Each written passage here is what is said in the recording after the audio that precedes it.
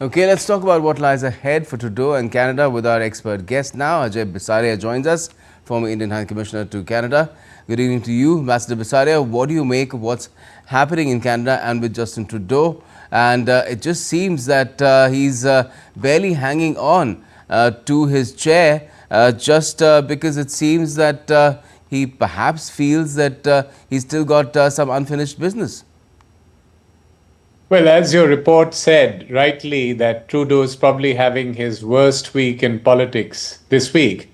His very close confidant and deputy Chrystia Freeland, who was also finance minister, has resigned over policy differences, over what to do with Trump, over the fiscal deficit. But I think the political point here is that the government of Trudeau is now in free fall. He's trying to contain the damage, but the fact is that there is a very strong challenge from the Conservatives, that is Pierre Poilievre, to his Liberal government. His approval ratings are down.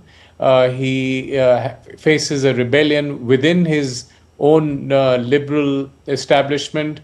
And in a sense, his position is similar to what Biden's was. Biden was refusing to leave and wanted to lead the US and the Democrats to the next election. Trudeau wants to lead the Liberals to the next elections. And the writing is on the wall, and all his his parliamentary colleagues and his Liberal establishment wants him to lead, because the chances of going over the line with him are very, very dim. So do the Liberals feel that if they somehow manage to get rid of him as Prime Minister, they can still have a chance when it comes to, October is when the last point to which elections can be held off in Canada? That's right. What Trudeau faces is 9 years of anti-incumbency. He's been in power for a long with very low approval ratings, and he is not giving much time for his potential successor to be known to the nation. So I think he faces a major crisis. My feeling is he will have to resign sooner rather than later, because the Liberal challenge to him will grow, and the Liberals will want him out, because with Trudeau, their chances of winning are negligible. With a successor, there may be a small chance, and they face a very, very strong challenge from the Conservatives and led by Pierre Poilievre. And therefore, I think Trudeau will have to see the writing on the wall at some point, and to make way for a successor. What, according to you, are the main reasons that Trudeau has been falling out of favor, especially in recent years, ever since COVID struck? Is it primarily the economy, or there are other reasons as well, and Donald Trump has only added to his misery? Absolutely. It's a combination of factors. There's a lot to be said about misgovernance on the part of Trudeau personally. He will have to take the rap.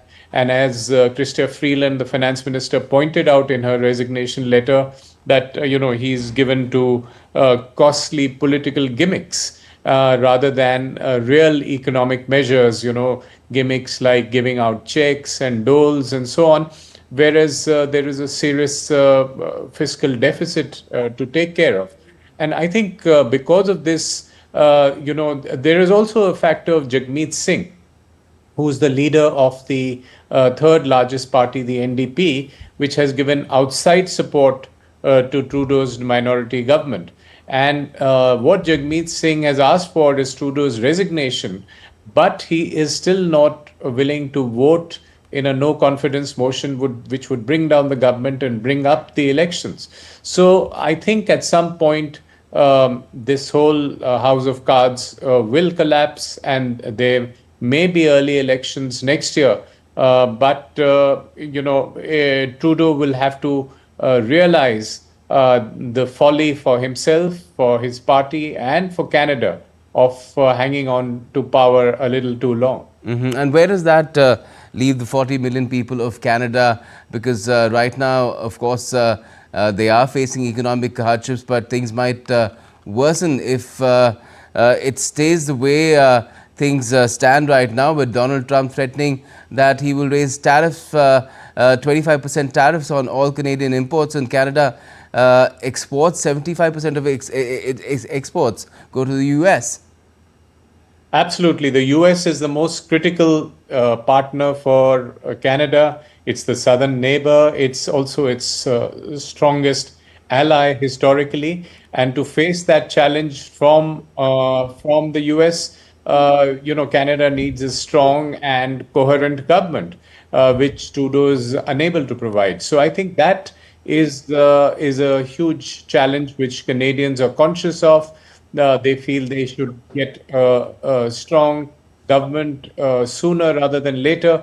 And Trudeau is not helping matters with some of the decisions that he's making, which are populist short term rather than taking long term Canadian interests into consideration. So, do you think that Canada is now entering a phase of highly divisive politics coming to the elections, up to the elections in October, or even beyond that? Yes, so I think some degree of coherence will come with the elections, but till the elections comes, till they are held, there will be a good deal of political chaos, because not only is Trudeau facing a huge challenge from the Conservative Party, it also faces a challenge. Trudeau's leadership faces a challenge from within his party. And that is going to get more serious. What happened on Monday with the resignation of Chrystia Freeland and the Housing Minister Sean Fraser, what that really means is that within the party, there's a good deal of disaffection with his leadership, and they would like a change. All right. Well, we'll have to leave it there and see what happens, what fate really holds for Canada and Justin Trudeau in the months to come. Thank you so much for joining us and talking about it, Ambassador Bhasaria.